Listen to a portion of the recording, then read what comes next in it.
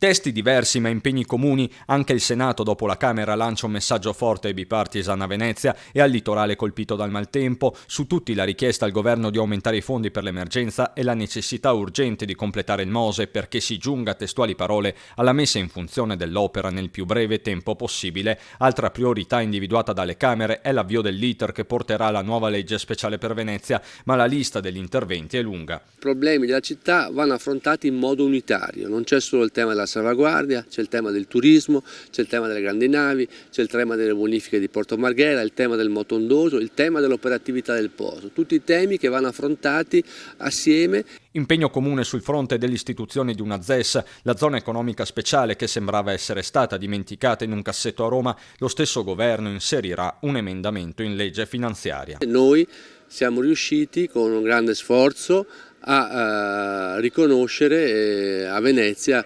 questa possibilità e mi auguro che sia l'occasione per riportare nuove imprese, nuova vitalità, soprattutto a Porto Marghera. Soddisfazione da parte di Confindustria. Diciamo che è stato il frutto di un lavoro che ha coinvolto tutto il territorio ed è un successo di tutto il territorio. Dobbiamo cercare quanto più è possibile di creare quei presupposti perché si generi lavoro, si generi progresso e soprattutto intercettare la via della seta, tornando ad essere il paese manufatturiero che meritiamo di essere.